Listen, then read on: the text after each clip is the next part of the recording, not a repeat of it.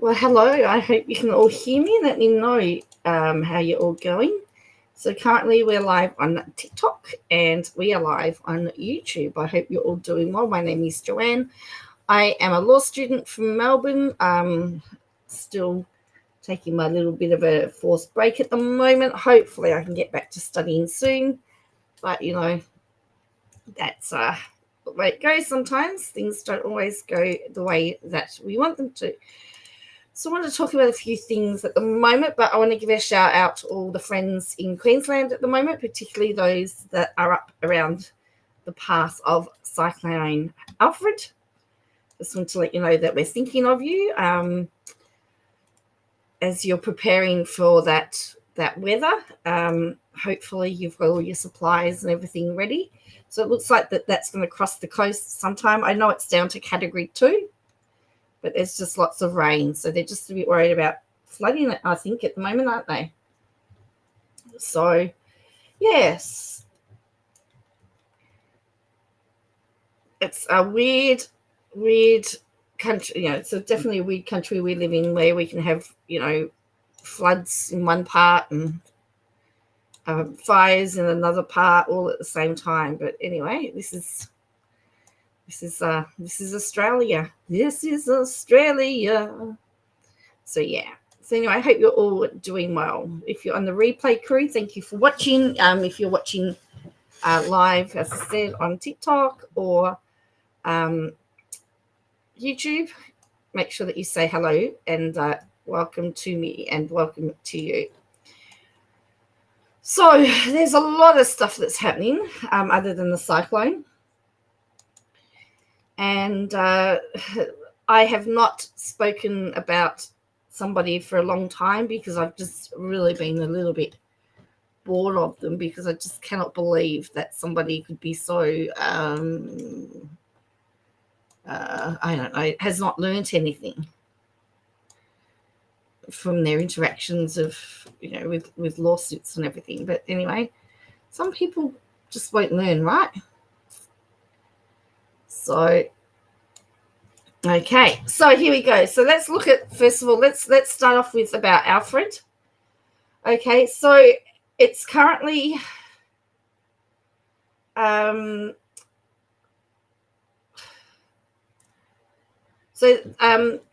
Brisbane Times has got live coverage of Alfred at the moment for obvious reasons because, you have to screen share. Here we go. This has all changed since the last time I've done it. Okay, so Alfred. So this is from 8:58. So this was a couple of hours ago. Here's some key developments on Alfred. It has slowed down as it moves towards the Queensland coast. Okay, it could make landfall much later than predicted. It's issued, the Bureau of Meteorology issued its cyclone bulletin about 8 p.m. with a new tracking map showing Alfred making landfall possibly over Brisbane at 7 p.m. on Friday night. Alfred had previously been expected to make landfall in the early hours of Friday, most likely at 2 a.m., only 1 hour after 1 a.m. high tide in Brisbane, but it's moving fast and Alfred could pick up speed again. So it's been a Category 3. It's now a Category 2, but they're saying it could go back to a 3. So residents have been told to stay home and hunkered down as Alfred is forecast to dump about half a year's worth of rain over Brisbane in 24 hours, causing dangerous, life-threatening flash flooding. Around 20,000 properties could be flooded in Brisbane, as well as 5,000 on the Sunshine Coast and 6,000 on the Gold Coast. It's a big, it sends from Double Point Island on Queensland Sunshine Coast to Grafton in northern New South Wales. It's a big area that's affected. Evacuation centres are open across northern New South Wales, and Cyclone Refuge Centre is being opened at the Brisbane Showgrounds, but residents have been urged to stay with family and friends if they can. They've closed, more than 500 schools were closed from Thursday, with almost 250 shut in northern New South Wales. Public transport will cease late Wednesday night, with major bridges to close when wind gusts reach 90 k's. Elective surgeries have been suspended. Flood releases are likely at Queensland's Somerset and Windonho dams in the next 2 days. Gold Coast and Ballina airports have closed, but Brisbane Airport remains open until further notice. And Westfield shopping centres are due to remain open under normal trading hours at this stage, although management has not confirmed whether it will open its undercover car parks to people who want to protect their cars from debris and falling cars. So that is the latest from today.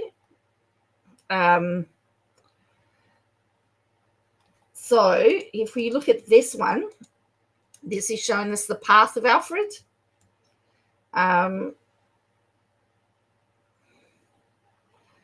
So here's how they've predicted it. So they were predicting it about 4 a.m. But now they're saying it's likely to be later on in the night. So as you can see, the range is from the top here all the way down the bottom. So we're going into New South Wales here. And they're forecasting possible gale force and destructive winds. So here's another. This is another one. This is like there's a watch and act and advice. So they've extended this dark orange area is the area that's going to cop the most of it, and then they've got all the neighbouring here in the yellow. So, and then they've got here how a cyclone is formed. So as you can see, it affects quite a bit of the Gold Coast down here, Brisbane, all the way up to nearly the Sunshine Coast. So there's a lot of Queensland affected. So, and if you look at this map here, this tiny little square bit, that's essentially how much of it is done. So Cyclone Alfred is out with a vengeance. I know that they've suspended sporting matches.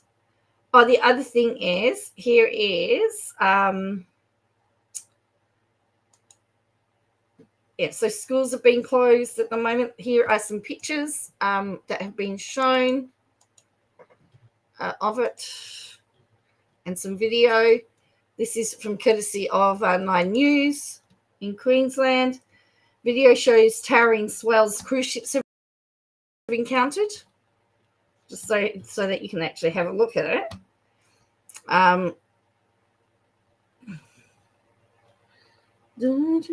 So this is the swells at the moment. Look at that. Oh, imagine being on a boat like that. I reckon I'd get a bit seasick. It says cyclone swell making it interesting. So that's from a cruise ship. So that was the P&O cruise captured footage of towering ocean swells battering the side of their ship. So there you go. That's on a cruise ship. Look at that.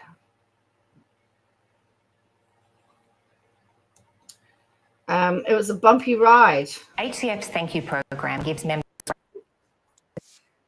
Not interested, thank you.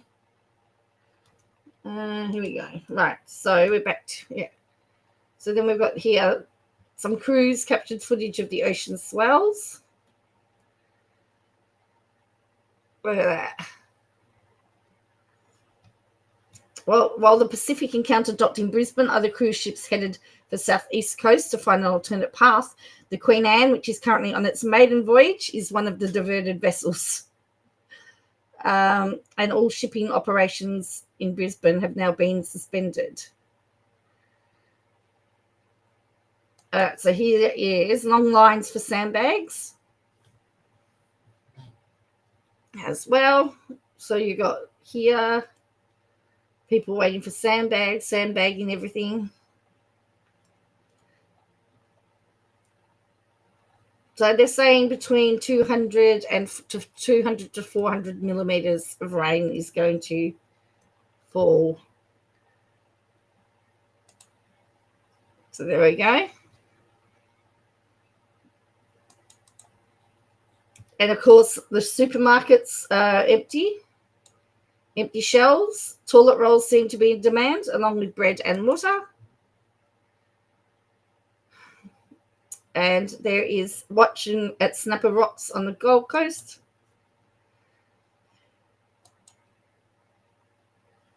And that's the line to get the sandbags. And is starting to affect the coast. So you can already see that there's some issues there. There's going to be some flooding. That's the New South Wales Premier talking about the northern parts of New South Wales. So not only is it affecting Queensland, it's also affecting the northern New South Wales. The AFL's had to reschedule their matches. Apparently, the surfers are enjoying the swells. And that's the Gold Coast.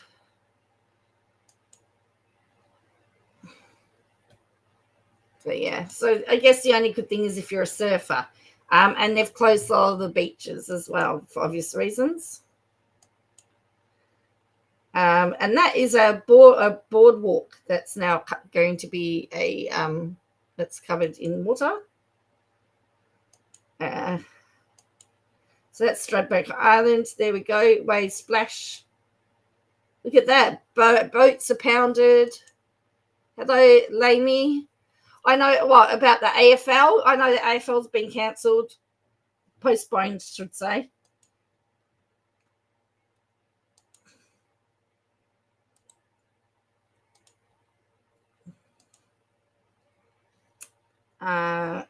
People are strapping down furniture. Yeah, so there's. Do I go for Collingwood? No, I don't. I go for the mighty Navy Blues. No. Do you go for Collingwood? Naming them. That's Bribey Island.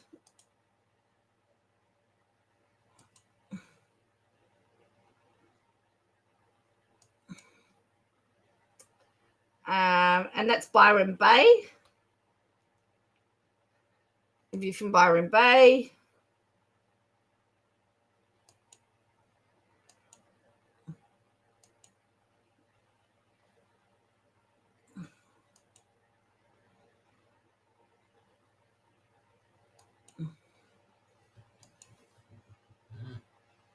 So, I mean, I guess the last time we saw supermarket shelves empty was during COVID. So Coles and Woolworths are trying to get everything done. This is Caloundra Powerboat Club. As you can see, it's already started to go underwater. It's a good thing, I guess, they've got powerboats. Oops, I don't know what that was. What was that? Oh, yeah. So, yeah, there we go. So it's starting to not look very, very nice at all.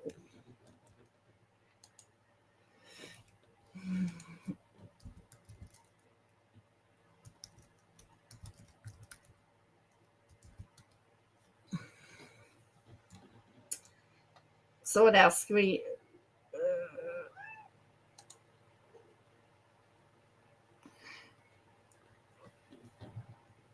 So just to give you another view of this,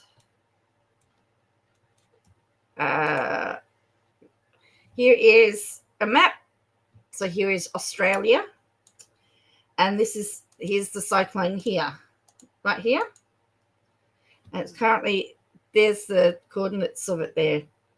So it's currently sitting here, and as I said, it's going to go all along here.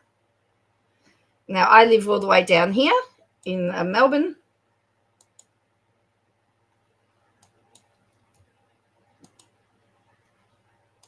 So, yeah, but the cyclone, as I said, is over here. So,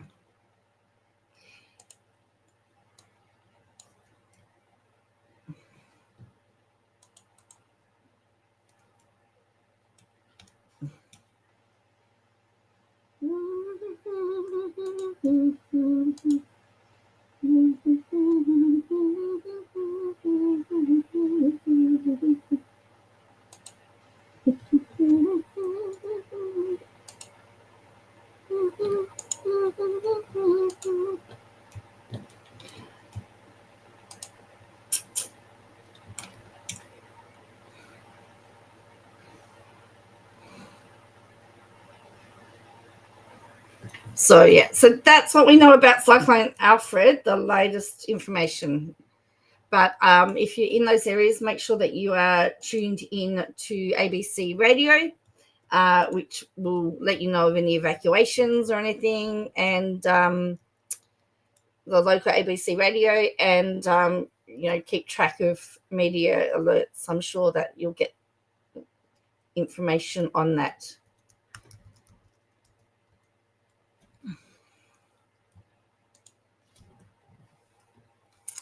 So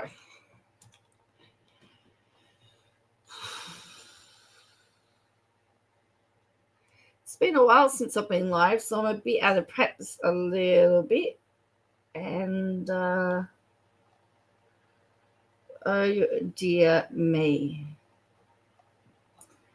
Right, let's go on to our second topic today, which I haven't spoken about this person in such a long time. But Miss Balls always comes with receipts, and I love Miss Balls because she's always on the money. Now you might know that TikTok has a AI, Grok beta. This was sort of Grok 3. How many lawsuits has Katie Joy from Without a Crystal Ball had and won? And it says here, Katie Joy, known for her YouTube channel Without a Crystal Ball, has been involved in several lawsuits, primarily related to defamation claims. However, determining the exact number of lawsuits and their outcomes is challenging due to the incomplete public record, settlements that may not have been fully disclosed, and conflicting narratives from various sources. Based on the information available, here's what can be pieced together as of March 3, 2025. So it talks about the Tardy Westbrook and Jay 2020. Tardy Westbrook, a beauty YouTuber, along with her husband James, sued Katie Joy and her company Without a Crystal Ball for defamation 2020. The lawsuit stemmed from videos Katie posted about the Westbrooks' business dealings and personal lives, which they claimed damaged their reputation and business. Halo Beauty. The complaint listed over 114 allegedly defamatory statements. That is a lot. The outcome, it says it was settled in 2021. Reports suggest Katie provided information about a source, possibly a former business partner of the Westbrooks, as part of the settlement, evidence that she won the case. The legal pressure reportedly eased after this, and the case was dismissed. Though terms of settlement remain private, it's unclear if this counts as a win for Katie, as settlements typically don't declare a victor. And it says Todd Chrisley, 21 to 22, sued Katie Joy, alleging defamation related to her reporting on his family, particularly involving his daughter Lindsay.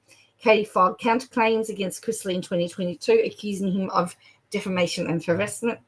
Outcome: there's no public record of this lawsuit concluding with a court ruling in Katie's favour. Some sources indicate the case may have been stalled or been dropped, possibly due to Chrisley's own legal troubles. He was convicted of tax evasion and fraud in 2022, but no definitive evidence shows that Katie won this lawsuit. It appears unresolved or quietly settled. So interesting, right?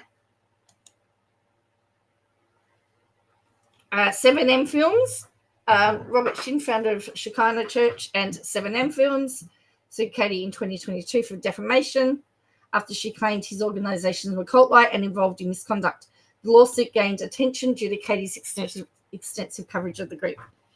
Outcome: as of the latest update, the case appears ongoing with no reported resolution or victory for Katie. Some online discussions, e.g. Reddit, speculated it was dismissed for lack of grounds, but no official confirmation exists of 2025. Katie, other potential lawsuits. Katie has been threatened with legal action by various individuals, such as Amber Portwood in 2019. No formal lawsuits materialized from these threats. Online petitions and accusations have called for her removal from platforms, saying harassment, but these aren't lawsuits. Mention of 4 defamation lawsuits, e.g. Reddit posts, lack specific documentation beyond the above cases. So just an exaggeration or confusion with threats/settlements. Has Katie Joy won any lawsuits? Settlement versus win. Katie has claimed victories in some instances, e.g. stating she won against Tati Westbrook, but settlements don't equate to a legal win in the traditional sense. They often involve compromise rather than a court ruling in her favour. The Westbrook's case dismissal after settlement is the closest to a resolved outcome, but it's not a clear victory. There's no verifiable evidence that Katie has actually won a lawsuit outright.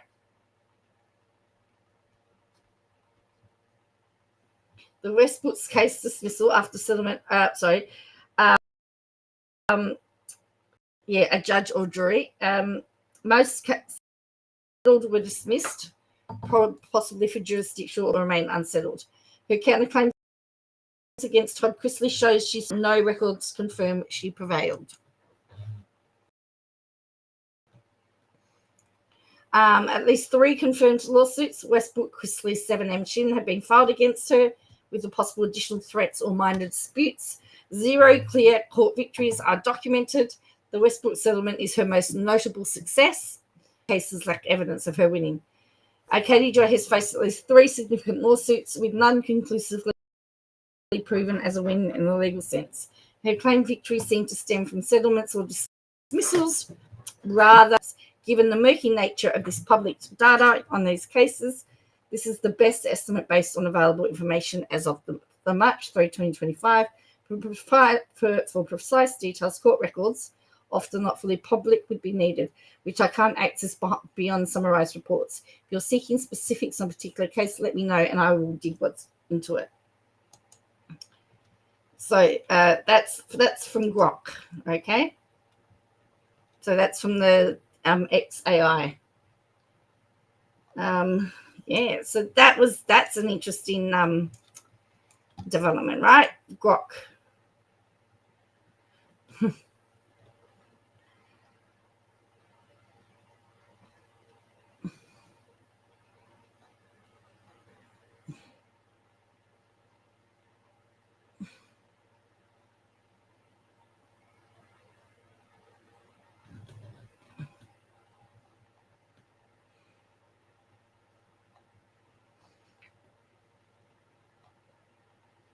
So that's very interesting. So she's on the Blake Lively stuff at the moment. Now, there was something that I saw, because of course she's reading. In one of the comments that's been shared, she talks about, let me go back to this balls again.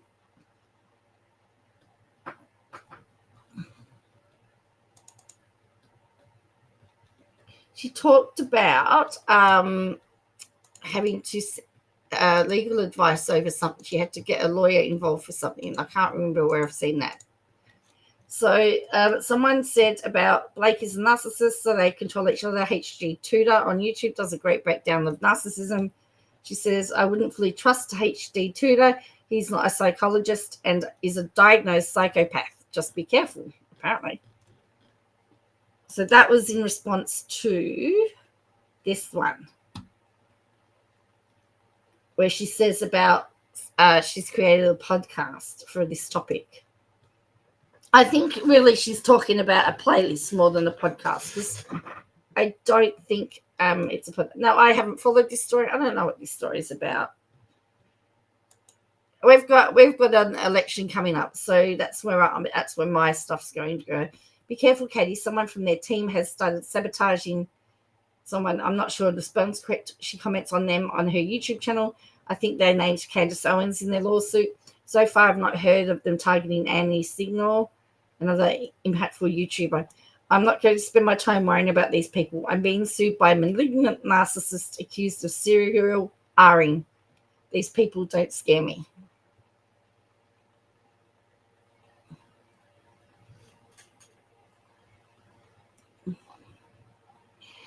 So where has that come up in the law? Again, that's another serious allegation that she's just made, in my opinion. That could be highly dangerous. You don't make claims like that.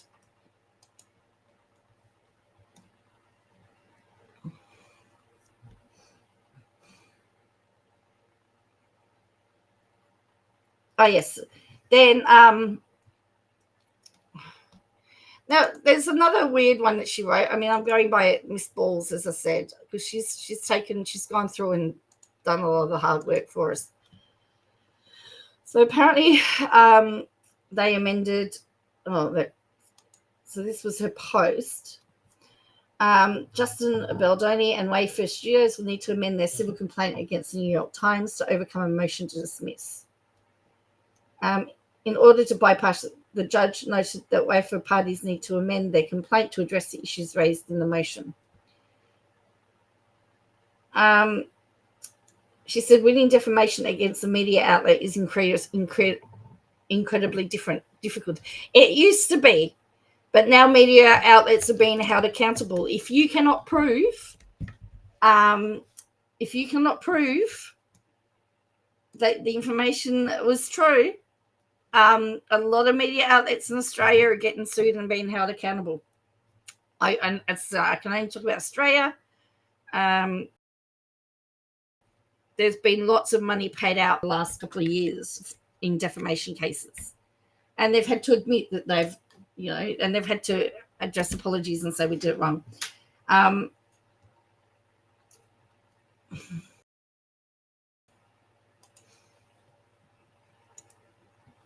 So she says the CIJ was not publicly filed, wasn't it? It will be interesting if New York Times, in preparing the shield and the fact that the civil suit was not filed in California as a purpose. And she says they won't win against New York Times. We shouldn't be cheering on the press being sued. This lawsuit should remain with the parties involved. If, for example, there have been some outrageous claims made and they cannot prove those claims or where they've got those claims from, then they have a right to be sued. They have to be held accountable. The press is only supposed to report facts, not opinions. Remember, that is their job.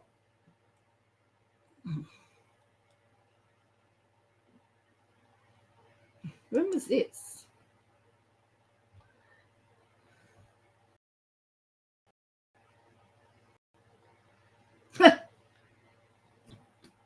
So she what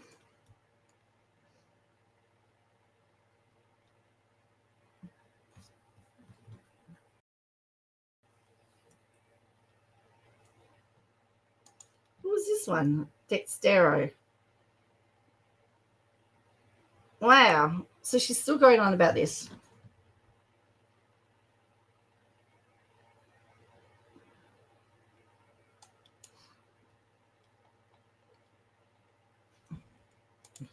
Okay, so let's have a look at her Instagram. I'm not going to be on for very long. I just wanted to just do a touch base a little bit.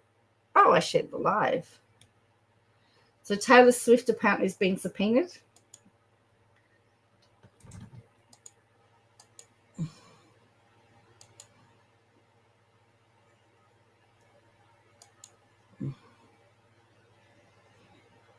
Again, she's going to be careful.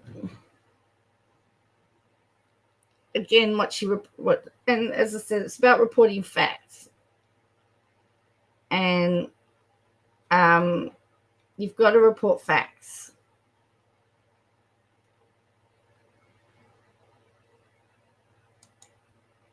See, a reminder to all creators, Business Insider shame content creators for falsely accusing Ruby. So again, is now documented in a 3-part series on Hulu. Kevin Franke is the narrator of the series and seemingly lacks any level of accountability for his role to what happened to the children. Despite claims that the channel was all Ruby, he had no idea what was going on in his home. The never be before video shown in the series proves that Kevin knew exactly what Ruby was doing to the children. There is a video of Ruby grabbing her youngest child by the face and viciously pushing her to force her to sit on a chair. Ruby did this because the girl refused to comply with filming. Kevin is at all times behind the camera. When some of these instances occurs, he's not oblivious or ignorant. Kevin is still lying this day about his culpability. Again, her opinion. I was one of the creators. In 2020, Kevin hired an attorney and threatened to sue content creators and independent journalists who blew the whistle on the disturbing content in the 8 Passengers video. I, Katie Joy, was one of those creators. I had to hire a lawyer to represent, to negotiate with the Frankies not to sue me. The lawyer claimed I was defaming them by saying Chad slept on the floor and didn't have a bedroom, despite this claim coming directly from Chad's mouth.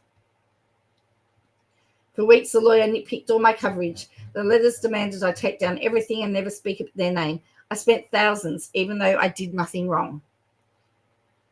Business Insider took the side of the Frankie family and stated that we were all wrong for accusing them of severe CA. They published an article and framed Kevin and Ruby as loving parents. Business Insider is now attempting to frame content creators of critical Blake Lively as only after money and growth on their channels. Business Insider views YouTube reporters as a threat to their platform. Please do not take the bait if they reach out to you. They took the side of a woman that is in prison for torturing her children. Ruby is serving up to 30 years in prison in Utah.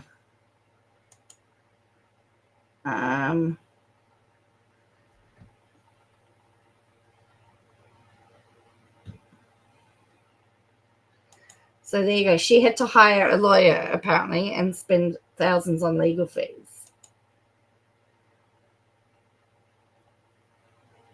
Yeah. So anyway, isn't that interesting?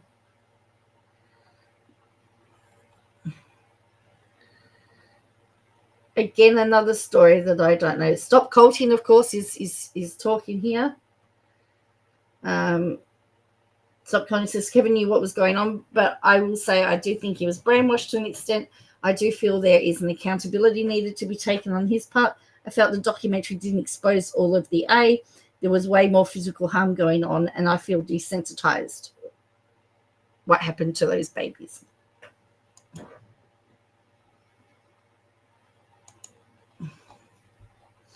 So, yeah.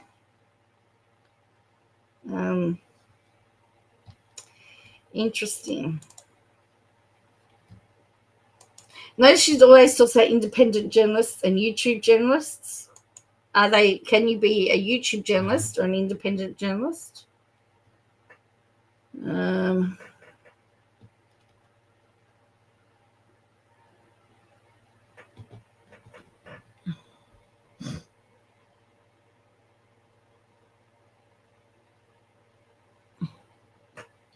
So yeah, it's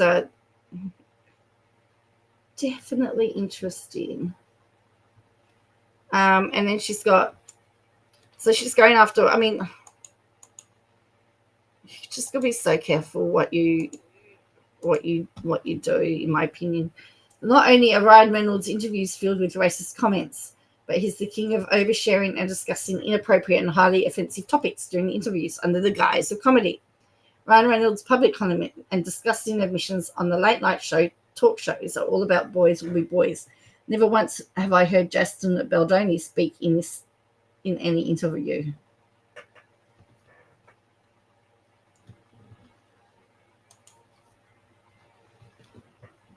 So, hello, One Line Voice. How are you? Welcome.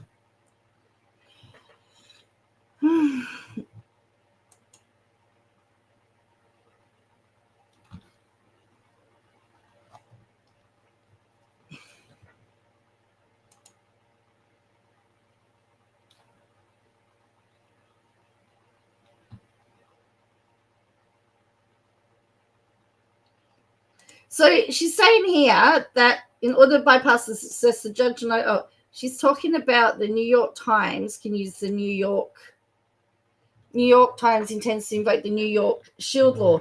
The law protects reporters' file documents. The law also protects the press from litigants using discovery to gain access to press files. That would only work that you can report on it, but you can't make stuff up. And there's still nothing that would stop them from having to reveal their sources if needed be.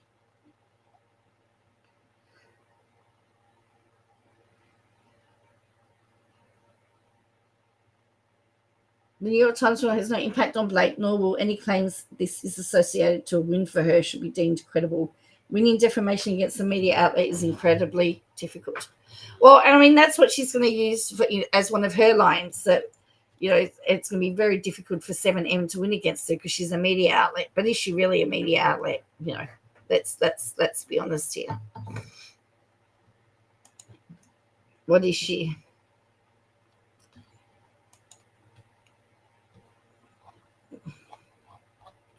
So, what is she? Yeah.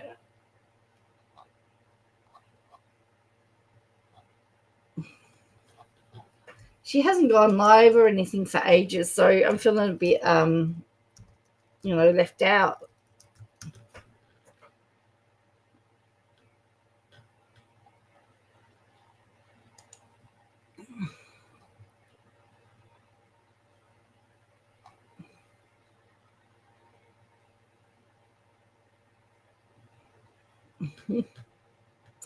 And EKC has reminded us today, this is from EKC, she shared this, that's 1 year to the day, it's a year ago, since she forgot to log out of her sock account.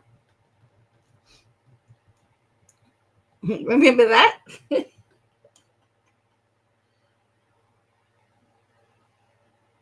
No, she doesn't cover the Duggars anymore. You're right. Yeah, EKC says, just a yearly reminder of that time Katie Joy forgot to sign into her sock account to manufacture online hate towards her. Please, oh yes, and then she's got this. She's put this. So very important. Can kind of be. So she says, please help me elevate this story. My son is chronically ill and this isn't funny. But it's hard for kids to be when they're sick. And that's why the work we do here at Sick Kids is so very important. We love you, Ryan. So that's what she said there.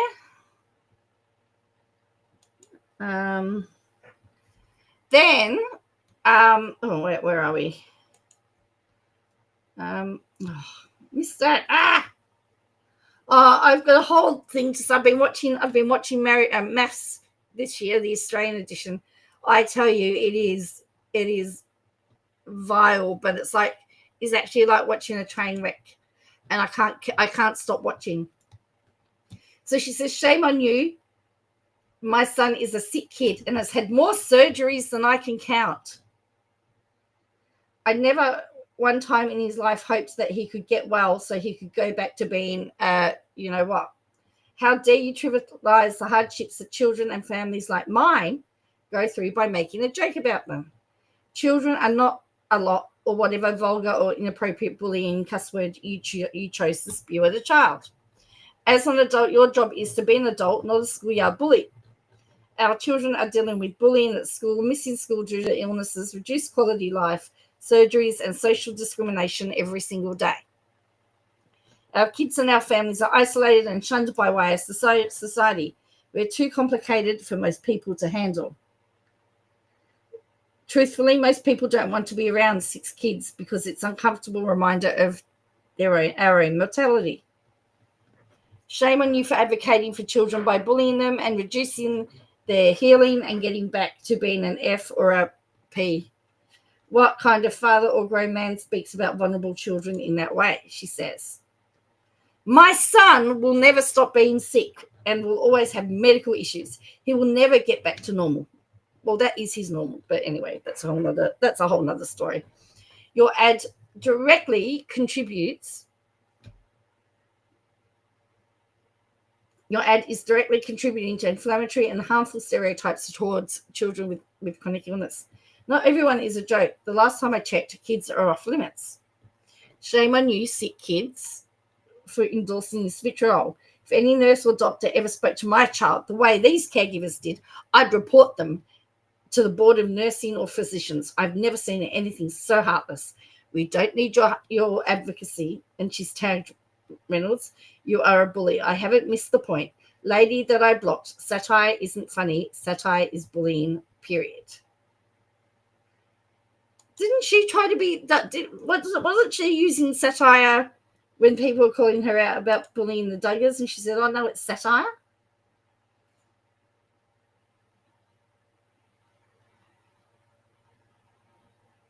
He has the those pasties on. Right. But she's drawing these adorable little smiley faces on them. Yes.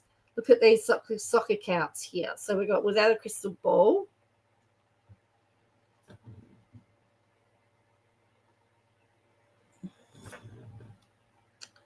What else have we got?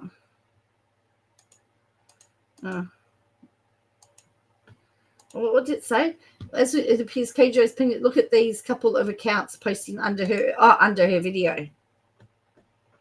There we go. Sock accounts. Yeah, she did one lone voice, didn't she? She did. She would say I was doing satire, but according to her, satire is bullying now. So these are allegedly sock accounts.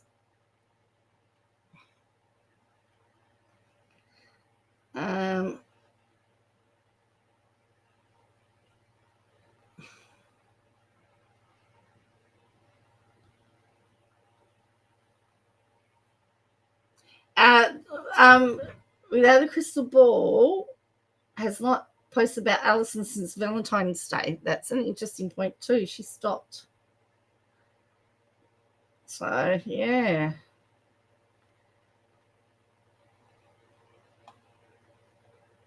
And like she said, my video about Alison is not performing the best. Please tap this link.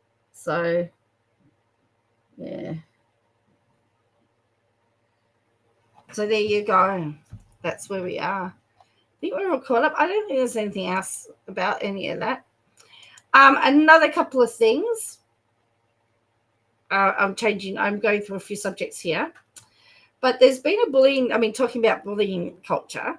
There's been a bullying culture in the media that's come out through the Bruce Lohman case, revealed a few interesting things and about a culture. But a 20-year news veteran is said to be the latest to hire a workplace lawyer to go after a Night 9 network after her dismissal from the company. Now, she was a former Channel 9 producer. She left in December 2023 after a decade at a current affair and the senior producer. So she's been there for a while. Now, it is alleged that she didn't complete workplace training modules and other seemingly minor misdemeanors. So she was let go, I believe.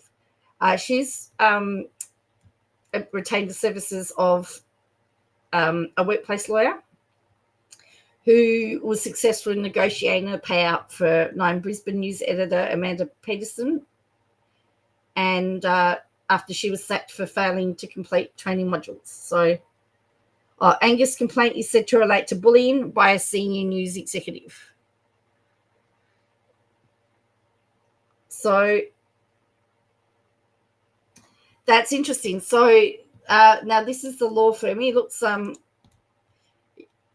this is who he's providing employment and media law, crime and commercial litigation, and he's actually represented some really big top names in the media and has got some great outcomes. So Channel 9 could be in a little bit of trouble. So we've got that one. And the other people that are in trouble, I think, is the ABC. Now, talking about media companies, because the former executives were all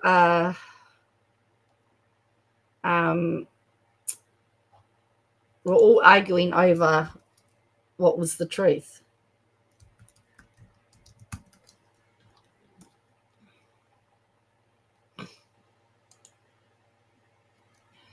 And this one, hers was about unlawful termination. So this was updated 5 days ago. This was her. So here was the main points. The ABC defended the case in such an objectionable way that Antoinette Lattouf would be able to seek additional compensation if her claims succeeded, her lawyer said. The ABC said it was clear that Lattouf was only taken off the air after she breached a direction not to post on social media about the conflict in Gaza.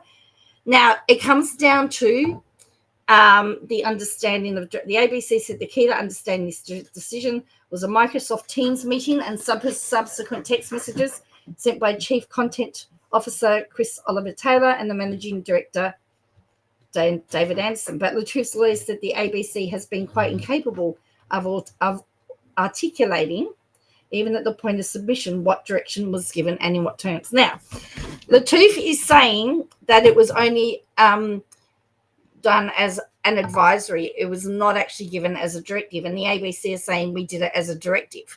It's going to come down to what the judge believed, whether it was a direction or whether it was an order. There seems to be there was an argument over paper trails and policies, whether the policies were worded correctly, and this is all for the judge to decide. The ABC rejected that Lattouf was dismissed because she had Lebanese heritage. Lattouf's lawyers argued that if her claim was successful, the judge should find the ABC also leaked a story to the Australian that was particularly deleterious to her, justifying the award of further compensation. The ABC rejected the proposition that Anderson and former chair Ida Buttrose were concerned about the political opinion of Lattouf.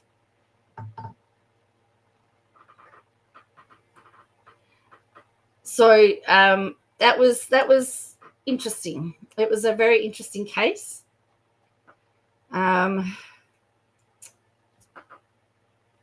Justice Darrell is the judge, and he is now deliberating. But she said, so after the case, it's been adjourned. She said, this saga has undoubtedly been the most difficult of my entire life. This case was never about me. It was never about 5 days of work. It was about protecting the principles that should matter to us all. Speaking publicly for the first time since the start of the case, she said she held the ABC in the highest regard since a child, dreaming of hosting her own show.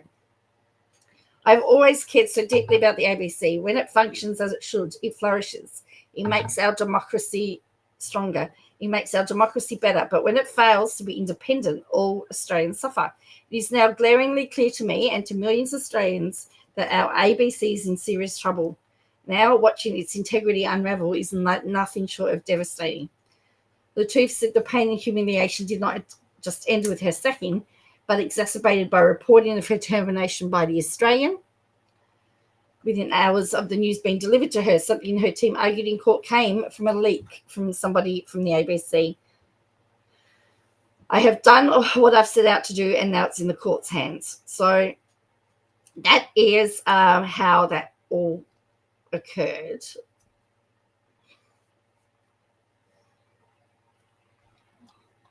So yeah, so and there was some disagreement between Buttrose and David Anderson. Ida Buttrose accused David Anderson of perjury. So there's been all these backwards and forths with the senior management of senior management throwing each other under the bus, which was really interesting. And those people are no longer at the ABC. But, you know. So anyway, that's all I've got for you tonight. I want to thank you for joining me. I'm hoping that I'll be back a little bit. I won't be so long before I come back, but I thought I'd better let you know that I'm still here. I'm still standing. Yeah. I'm still here. I'm still around. I'm just flat out at the moment. Life is just pretty full at the moment, and I'm just trying to fit it all in. One day, I hope to get it all fit it all in. But anyway, as I said, I want to thank you for watching, and I will catch you again next time. Bye for now.